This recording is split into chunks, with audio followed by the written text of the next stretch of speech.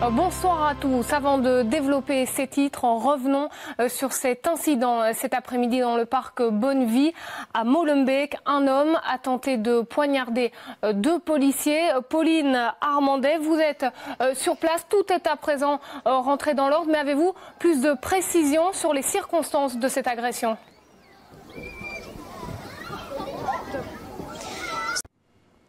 Nous connaissons tous le viaduc Herman de Brou à Oderghem. Eh bien, imaginez qu'un jour, les voitures céderont la place aux piétons. Nous nous baladerions peut-être sur ce qui serait une promenade verte suspendue, une High Line à l'image de celle de New York. C'est en tout cas le projet fou d'un urbaniste bruxellois. Pierre Baudot et Nicolas Schénaert l'ont rencontré. Et puis visite maintenant dans un endroit peu fréquenté par les caméras, la tour de contrôle de l'aéroport de Bruxelles. Belgo Control lance une campagne de recrutement. Elle recherche 45 contrôleurs aériens. L'occasion de lever un coin du voile sur cette profession qui demande une extrême rigueur et une concentration absolue. C'est un portrait signé Jennifer Istas et Anaïs Letiex.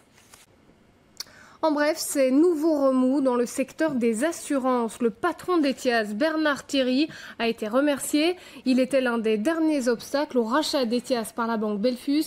Réaction immédiate du 7K, le syndicat socialiste s'oppose à tout rapprochement et craint un nouveau bain de sang social. Et ce midi, dans l'interview, le ministre-président bruxellois est revenu sur les turbulences que traversent les sociétés d'assurance, un secteur très important à Bruxelles et dont il faut surveiller l'avenir.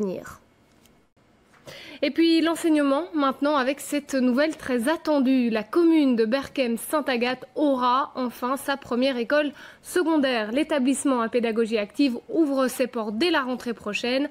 L'école Takeda comportera un deuxième bâtiment situé lui à Molenbeek. Sabine Ringelheim avec Nicolas Schénaert. On s'intéresse maintenant aux prénoms préférés à Bruxelles. Voici le top 5 pour les garçons. C'est Adam. Et puis sur les routes maintenant, c'est l'un des points noirs de cette rentrée, le boulevard de la Wolu. Le chantier au bas de la chaussée de Louvain est à l'arrêt depuis 10 mois maintenant. En cause, un conflit entre la région flamande et l'entrepreneur. Les commerçants réclament des aménagements temporaires. Marine Oldinan et Frédéric Dehaenaut.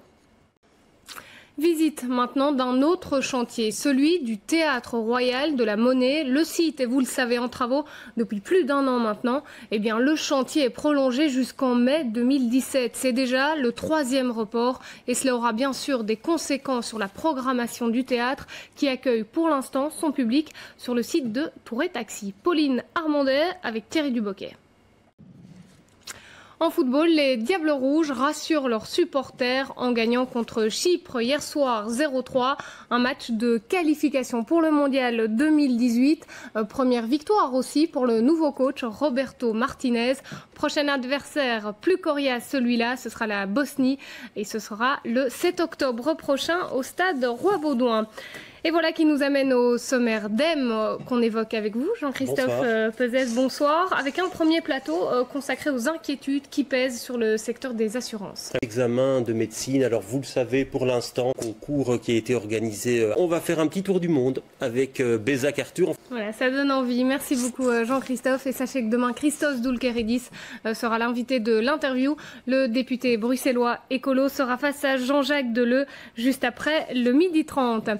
Et c'est la fin de ce journal. Demain, vous retrouverez Valérie Leclerc à la présentation du 12h30. J'aurai le plaisir de vous informer à 18h. Je vous souhaite une très belle soirée. Merci de votre présence et à demain.